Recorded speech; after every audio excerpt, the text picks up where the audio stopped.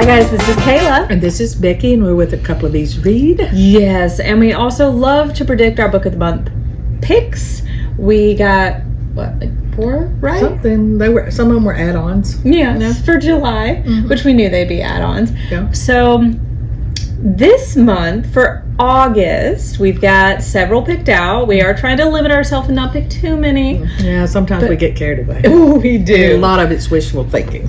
But the first one is one that you've probably seen everywhere, right? Right, the wedding people. And we actually predicted this last month because it comes out August 1st. So we thought they might get it for early July. Release. But they didn't. So we could have it that day. And this is when an unexpected wedding guest shows up, and she has no luggage, she has no anything. She shows up at this hotel, and everybody assumes she's with the wedding party. She's not really. She doesn't even know the people, but nobody catches on about that. And so it has a lot of in and outs, and everybody really likes her, and the bride starts confiding in her and things, and all of this. And in the end, it's like a chance encounter can make you think about where you're going in life and things you might need to change. So sounds very interesting. I might like to have that one. And next up, by an author that Book of the Month always seems to carry, my sister-in-law's favorite author, who I've never read. Shame. And I have several of her books that we can read, but I've never read. Shame. Jodi Picoult wrote the book By Any Other Name, and it is about Amelia Bassano, who way back in the day feels trapped by societal expectations. She writes a play, but as a woman she's not allowed to publish it. Now this is the Elizabethan era, so who does she reach out to publish the play under her name? None other than William Shakespeare. of course. So years later, a century later, Melina Green has written a play based on Amelia's life. And she's faced with the same question. Should she let a man take credit for the work that she has written? So I just find it very interesting. There are a lot of theories out there about who Shakespeare really was. I was an English major. I've read a lot of them. Some of them are absolutely absurd, and some of them are just a lot of fun. And of course, Some of them might actually be true. Exactly. And this kind of goes with the Virginia Woolf question of, if I had a room of my own, could I be just as good as Shakespeare? If Shakespeare had an equally talented counterpart who was writing at the same time as him. And of course the answer at that time period would have been no, because women were not allowed to publish things. That's right. So I don't know. I'm really excited about that. It's probably going to be my first Jodi Picoult, and then my sister-in-law will be proud of me. We hope. We'll see. Okay. Oh, and the next one, And So I Roar, by Abi Dare. It is the same author who wrote The Girl with the Louding Voice, which was a huge hit. It's, in fact, the sequel about a teenage runaway. Aduni has escaped a forced marriage and settled into life in Lagos, Nigeria with Tia. When Tia visits her dying aunt's bedside, she learns her mother has been hiding a secret for 2 decades.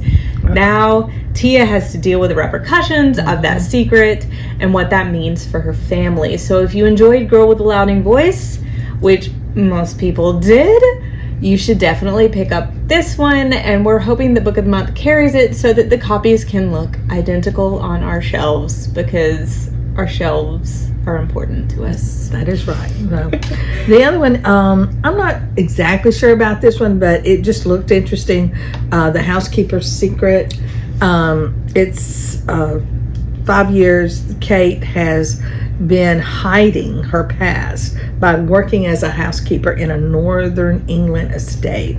And then one summer, her peace is shattered by a very handsome footman that arrives, and he has a lot of secrets of his own, and so it's going between them and what's happening with the World War I experiences.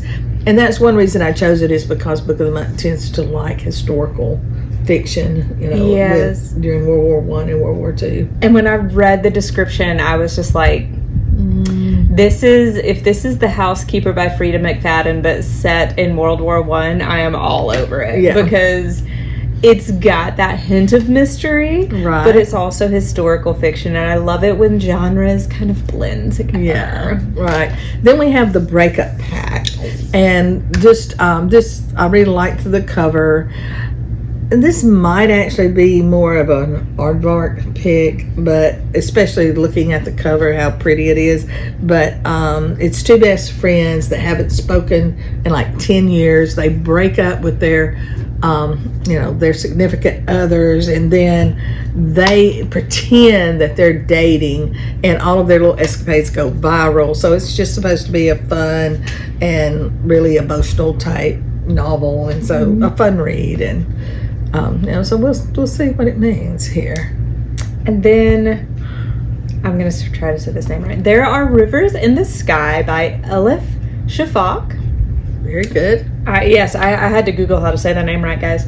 But it is, to an extent, and this is the same author who wrote The Island of Missing Trees, won the Booker Prize, was a finalist for the Booker Prize. It was a massive success, huge literary awards for this author. This book is her kind of retelling of the Epic of Gilgamesh, but there are modern characters as well, and their experience with living on these rivers where the Epic of Gilgamesh is believed to have taken place. If you're not familiar with that epic, it is one of the oldest texts ever found and translated into multiple languages, but into English. And if you're an English major, it's one of the first texts you will study. It is, Gilgamesh goes on an adventure. It talks about the ancient flood, Noah, things like that. So it is one of these texts that authors keep going back to, and me as a former English major and English teacher finds that incredibly intriguing, because why do we keep going back to the first story, the oldest text that has ever been found and translated? It's like it's part of us as human beings. Yeah, that's right. Then we have William Kent Krueger, which they have carried his books before. And this particular one is a continuation in a series of Cork O'Connor.